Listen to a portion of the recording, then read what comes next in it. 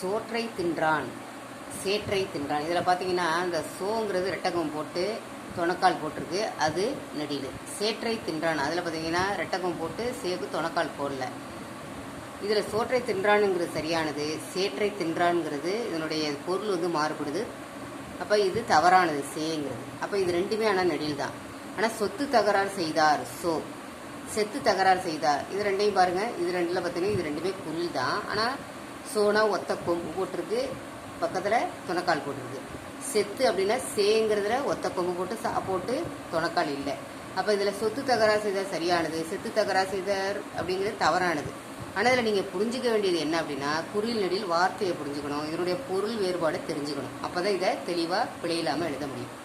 இப்போ அடுத்ததாக பார்த்தீங்கன்னா ஜ ஐ, இதற்கு வேறுபாடு தெரியாமல் ஐயப்படுவோர் அச்சப்படுவரும் உண்டு. ஐயப்படுவரும் உண்டு தான், அச்சப்படுவரும் உண்டு தான். இதில் நான் என்ன சொல்கிறேன்னா ஐயப்படுவது அப்படின்னா இந்த அச்சத்தை அச்சப்பட்டு எழுதுறது. ஜங்கிறது வடமொழி எழுத்து, ஐங்கிறது தமிழ் எழுத்து, உயிரெழுத்தில் வரக்கூடிய எழுத்து. ஆனால் எழுதும் போது பார்த்தீங்கன்னா இந்த ஜேவையும் ஐயையும் புரிஞ்சு எழுதுனா அதில் பிழை வராது.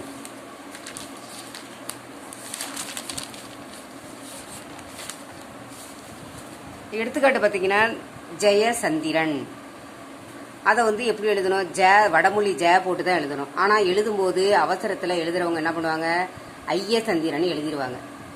அதை படித்து உச்சரிச்சுக்கிட்டே எழுதும்போது இந்த பிழையை தவிர்க்க முடியும். அன்புள்ள ஐயா, நம்ம கடிதம்லாம் எழுதுவோம் பார்த்தீங்கன்னா அன்புள்ள ஐயான்னு எழுதுவோம். அதையே வந்து சொல்லிக்கிட்டே எழுதுனா இந்த பிழை வர்ற ஜெயாங்கிறத ஜெயான்னு எழுதாமல் இருக்கலாம், இல்லைனா ஐயாங்கிறத ஜெயான்னு தான் எழுதுகிற மாதிரி வந்துடும். அதனால் உச்சரிப்பு இதுக்கு தேவை. ஜப்பான், ஜப்பான் அப்படிங்கிறத ஐப்பான் அப்படின்னு எழுதுறது வாய்ப்பு கூட ஏற்படும். ஏன்னா அந்த அவசரத்தில் எழுதும் போது இந்த மாதிரி தவறுகள் ஏற்படலாம். இதற்கு ஒரே தவிர்க்கணும் என்ன பண்ணலாம்னா உச்சரிப்பு தன்மையை மனதுக்குள்ளேயே சொல்லிக்கிட்டே எழுதும்போது இதை உச்சரிப்பு எழுதும்போது நம்ம தவிர்க்க முடியும். மொழியை வந்து தமிழ் தெரியாமல் புரியாமல் எழுதுவோரின் காரணம் என்ன அப்படின்னு பார்த்தீங்கன்னா மெயினாக நம்ம இப்போ தெரிஞ்சுக்க வேண்டியது என்னென்னா தமிழ் தெரிஞ்சாலும் வாயில் பேசுறது ஒன்று எழுதுறது ஒன்று எழுதுவோம். அப்போ வாய் விட்டு படிக்கும் போது தெளிவாக படித்தா தெளிவாக எழுதலாம். போய் பார்த்து திரும்பினான் அப்படிங்கும்போது இதுதான் சரியான வார்த்தை. இதையே வந்து பார்த்தீங்கன்னா ரெட்டகம் போட்டு போட்டு துணக்கால் போட்டிருக்கு. இங்கே அடுத்தது பேய் பார்த்து திரும்பினான். ஆனால் இது ரெண்டையும் பார்த்தாலும் சொல்கிறது வழக்கில் சொல்கிறது உண்டு. ஆனால் எழுதும்போது அவசரத்தில் போய் பார்த்து திரும்பினான் அப்படிங்கிறது சொல்லும்போது எழுதும்போது பேய் பார்த்து திரும்பினான் போது வார்த்தைகளை தப்பாக போயிடும். இதுலேயும் பிழையை ஏற்படுறதுக்கு வாய்ப்பு உண்டு. அப்போ கலையரசன், காளையரசன், இதிலெல்லாம் பார்த்தீங்கன்னா கலையரசன் இதில் பெயராக சொல்கிறோம். காளையரசன் என்ன, அது பார்த்தீங்கன்னா இதுக்கு பொருள் வேறுபாடு இருக்குது. இதில் துணக்கால் போட்டிருக்கு, இது துணக்கால் இல்லை. மலை காற்று வாங்கினான், மலையில் எப்படி காற்று வாங்க முடியும், மாலை காற்று வாங்கினான், மாலையில் காற்று வாங்கினாங்கிறது சரியாயிடும். ஆனால் இதில் வார்த்தையோட வேறுபாடை புரிஞ்சுக்கணும். கலையில் சிறந்தவனை, காலையில் சிறந்தவன், கலையில் சிறந்தவன், காலையில் சிறந்தவன். இதில் பாருங்கள் ரெண்டுமே கலைங்கிறது குறியீடு, காலைங்கிறது நெடில். இது பொருள் வேறுபாடு வேற, இதை புரிஞ்சு எழுதணும்.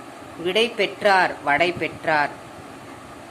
நல்ல மனம் படைத்தவரா, நல்ல மனம் படைத்தவரா. இதில் பார்த்தீங்கன்னா ஒலிப்பு வேறுபாடு. இதில் என்னென்னா இந்த 3 சுழினா மா ந இம் அப்படிங்கும்போது இதில் 2 சுழினா கொடுத்துருக்கு. ஆனால் ரெண்டுமே பார்த்தீங்கன்னா சொல்லும்போது உச்சரிக்கும் போது ஒரே வார்த்தையாக தான் இருக்கும். இருந்தாலும் நம்ம புரிஞ்சுக்கிட்டு எழுதணும். மனம், நல்ல மனம், இதோட வார்த்தையில இந்த நா தான் வரும் அப்படிங்கிறப்ப இந்த 3 சுழினா வருவதில் எந்தெந்த இடத்துலலாம் வரும் அப்படின்னா திருமணம், அந்த இடத்துல பார்த்தீங்கன்னா இதான் வரும். இப்போ வாசனை, மனம், பூவினுடைய வாசனை சொல்கிறது, அப்புறம் தூர்நாற்றை ஏற்படுறது, இதெல்லாம் நறுமணங்கிற போது இந்த 3 சுழினாவை தான் நம்ம போடுவோம். இதே 2 சுழினா போட்டு எழுதுது எப்படி அப்படின்னு பார்த்தீங்கன்னா அது சிந்தனை ஆற்றலுக்கு அந்த மனத்தை 2 சுழினா போடுவோம். உணர்வு, நம்ம உன்னுடைய உணர்வை புரிந்து நீ எழுது அப்படின்னா உன்னை மனத்தை சொல்கிறது. அறிவு, ஆன்மா, இதெல்லாம் வந்து இதை விட 2 சுழினாவை குறிக்கும். அதே பார்த்தீங்கன்னா இதெல்லாம் அடுத்த நெக்ஸ்ட்டாக நான் பார்க்க போகிறது புளி சாப்பிட்டேன். புளியில் பார்த்தீங்கன்னா சின்னலி, பெரியலி, இதுக்குள்ள பொருளை புரிஞ்சுக்கணும். என்னன்னு பார்த்தீங்கன்னா காட்டு விலங்குங்கிறது புலி, சின்னலி, பெரியலின்னு போட்டால் சமையலுக்கு பயன்படுத்துறது. அதே போல் எடுத்துக்காட்டாக பார்த்தீங்கன்னா இந்த விலைன்னு 3 இருக்குது. நம்ம காங்காச்சா எழுதும்போது பார்த்தீங்கன்னா அதில் லேன்னு வரும். சின்ன ல, பெரிய ல, அடுத்த ழ அப்படின்னு நாக்க சொல்லட்டி கூட சொல்லுவோம். அதில் வந்து இந்த சின்ன லாவது என்ன, இப்போ கடையில் போய் கேட்போம், இந்த விலை பொருளோட மதிப்பை கேட்போம். இந்த விலை, இந்த காய்கறி இப்போ கடையில் என்ன கேட்போம், கத்திரிக்காய் என்ன விலை அப்படி கேட்கும்போது அது சின்னலை. அதே இந்த விவசாயத்தில் விளைச்சல் எப்படி விளைஞ்சிருக்கு அப்படிங்கும்போது அது உற்பத்தியை குறிக்கிறது. அப்போ அது பெரிய லை. அப்போ விலை ஆசைப்படுதல் அப்படின்னா ஒரு பொருள் நம்ம வந்து வாங்கினேன், விருப்பப்பட்டு வாங்கினேங்கும் போது அதுக்குள்ள அந்த லை வரும். தமிழில் பிழை இல்லாமல் எழுத முடியும், ஆனால் அதுக்கு நம்ம அச்சப்பட தேவையில்லை. மொழியின் இயல்பை உணர்ந்தோம், இலக்கண விதிகளை அறிந்தோம்னா அறிந்து செயல்பட்டோம்னா பிழைகளை தவிர்க்க முடியும். இதுக்கு வந்து நம்ம எடுத்துக்க வேண்டியது என்ன முயற்சி அப்படின்னு பார்த்தீங்கன்னா, ஒரு கொஞ்சமாக முயற்சி தான் எடுக்கணும். ஏன்னா நம்ம சின்ன கிளாஸ்லேயே படிச்சுட்டு வர்றதுனால இப்போ இந்த கிளாஸை பொறுத்தவரை சிறிதளவு முயற்சியும் பயிற்சியும் இருந்துச்சுன்னா எழுத இது நம்மளுக்கு பிழை இல்லாமல் எழுத முடியும். இதில் மயங்கொலி எழுத்துக்கள்னு கொடுத்துருக்காங்க. இப்போ இதுதான் மிஸ்டேக் வரதுக்கு இது பிழை வரதுக்கு வாய்ப்பு. என்ன ந ந ந ர ர ழ ல நீங்கள் பார்த்துருப்பீங்க. இதுக்கு என்னன்னா இதோட தெளிவு இல்லாமல் இருக்கிறது. சாதாரணமாக பார்த்தீங்கன்னா எழுத்துக்கள் எழுதும்போதே சொல்லிக்கிட்டே எழுதுறது ரொம்ப நல்லது. முடிந்தால் தரலாம், முடித்தால் தரலாம். முடிந்தால் அப்படின்னா இந்துன்னு வரும், முடித்தால் தரலாம் இத்துன்னு வரும்.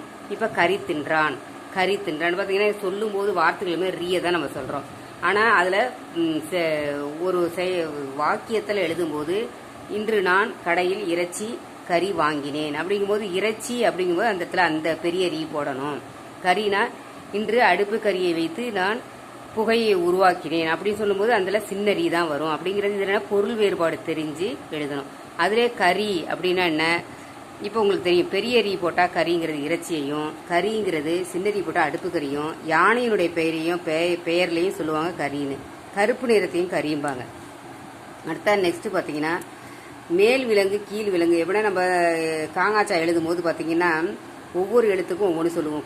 கொக்கி எழுத்து, கொம்பு, ஒத்த கொம்பு எழுத்து, ரெட்டை கொம்பு எழுத்து அப்படின்னு சொல்லும்போது இந்த மேல் கொம்பு இப்படி மேலேருந்து கீழே வந்து அது மேல் விலங்கு கொம்பு, கீழ் விலங்கு கொம்புன்னு கீழ்